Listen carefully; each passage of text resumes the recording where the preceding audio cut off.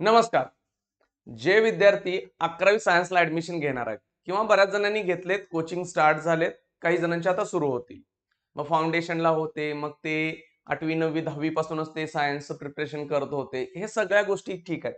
पण प्रत्येक विद्यार्थ्याला एक बऱ्यापैकी डाऊट येतो, की मी मॅथमॅटिक्स घेऊ की बायोलॉजी घेऊ? खूपच कमी विद्यार्थ्यांचं क्लिअर असतं, की मला बाबा हा विषय घ्यायचा आहे, मॅथमॅटिक्स घ्यायचा आहे किंवा बायोलॉजी घ्यायचा आहे, डॉक्टर व्हायचा आहे, इंजिनियर व्हायचा आहे किंवा इतर कोणता तरी कोर्स करायचा आहे. पण मॅक्सिमम 80 ते 90% विद्यार्थी कन्फ्यूज असतात. त्यांच्याबरोबर पालक कन्फ्यूज असतात, की करायचं काय?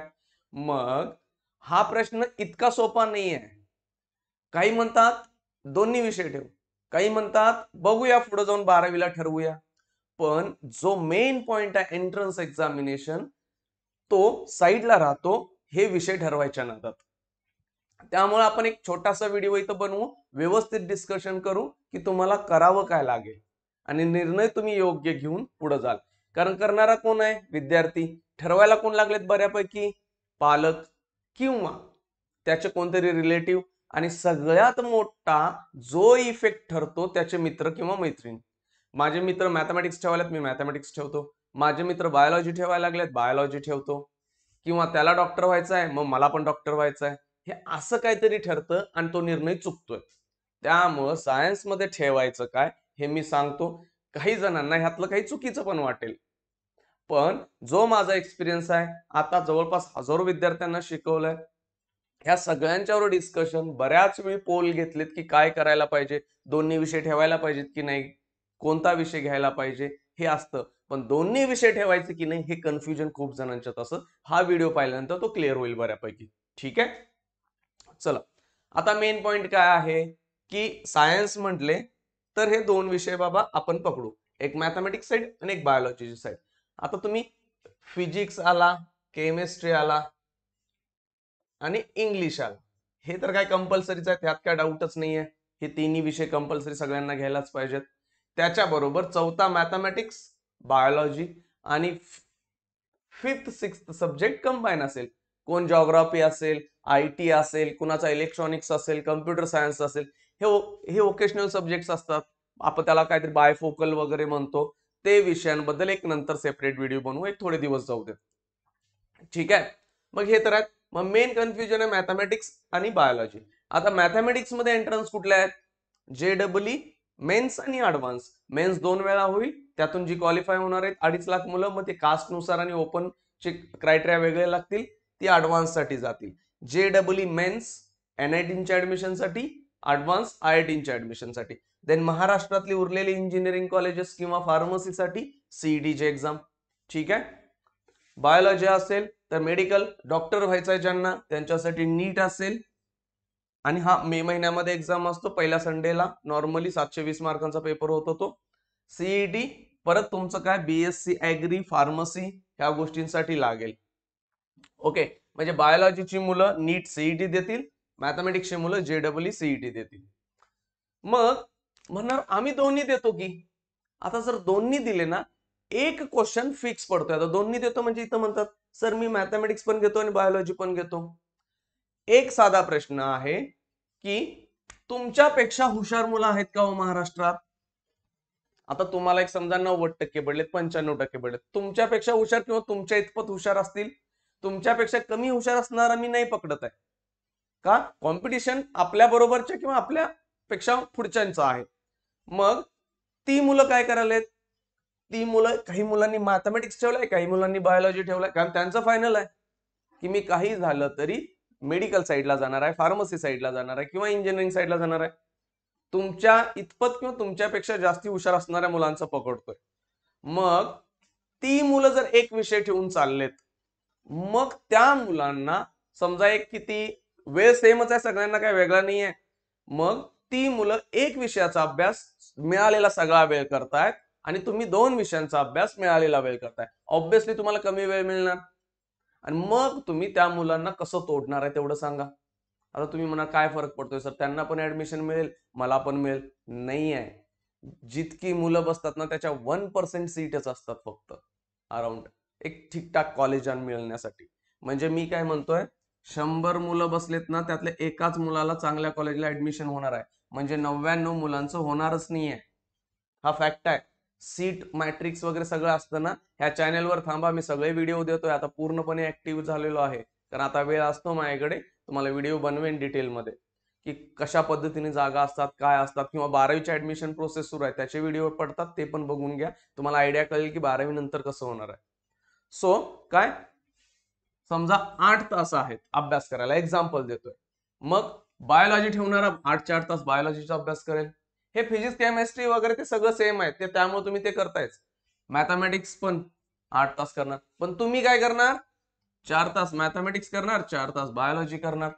मग तुमच्यापेक्षा हुशार किंवा तुमच्या इतपत हुशार मुलांना तुम्ही तोडणार कसं, कारण ते 8 तास एकावरच अभ्यास फोकस करायला लागलेत.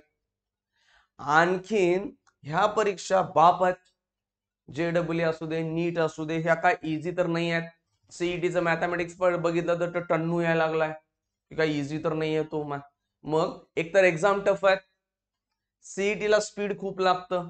इकडे 200 प्रश्न आहेत, 180 मिनिट आहेत. इकडे 150 क्वेश्चन्स आहेत, 180 मिनिट मध्ये परत 180 मिनिट आहेत, म्हणजे 3 तास. पण मॅथमॅटिक्सचे क्वेश्चन 2 मिनिटांमध्ये सॉल्व्ह तरी होत नाहीत. त्यामुळे हे ऑलरेडी बाप सब्जेक्ट्स आहेत, म्हणजे एक्झाम तर. आणि ह्या एवढ्या एक्झाम आहेत, इझी नाहीत की मी जातो आणि दोन्ही एक्झाम क्लिअर करून मी चांगलं टॉप कॉलेज घेतो, नाही होणार आहे. बऱ्यापैकी मी म्हणतो 99.99% चान्सेस नाही आहेत ह्या दोन्ही एक्झामला स्कोर करून निघण्याचं. मग मग तुम्ही एकच सब्जेक्ट ठेवावा असं मला तरी वाटतंय. हा, तुम्ही म्हणाल नाही मी भारतामध्ये टॉप करणार आहे आणि मी खूप टॅलेंटेड आहे, मी खूप अभ्यास करणार आहे, मी सगळ्यांना बीट करणार आहे, दोन्ही सब्जेक्ट ठेवा, करू शकता. कारण काय, करायचं झालं तर काही करू शकताय, पंतप्रधान पण होऊ शकताय, पण त्याचे चान्सेस किती आहेत हा विचार करा. दोन्ही ग्रुप आता नेमकं म्हणणार नाही सर अजून आमचं फायनल नाही झालं, काय करू. मग फायनल नाही झालं ना, सिंपल पर्याय मी एक देतो त्याच्याशी. 2 ते 3 महिने दोन्ही सब्जेक्टचा अभ्यास चालू करा. अजून आता काहीच माहित नाही आहे. हा, फायनल झालं, मॅथ्स घ्यायचंय, बायोलॉजी घ्यायचंय तर घ्या. असं ठरवू नका की मला मॅथमॅटिक्स जरा अवघड जातोय, मी बायोलॉजी ठेवू का, थिअरी असतोय, चित्र असतात, सोपा आहे ना.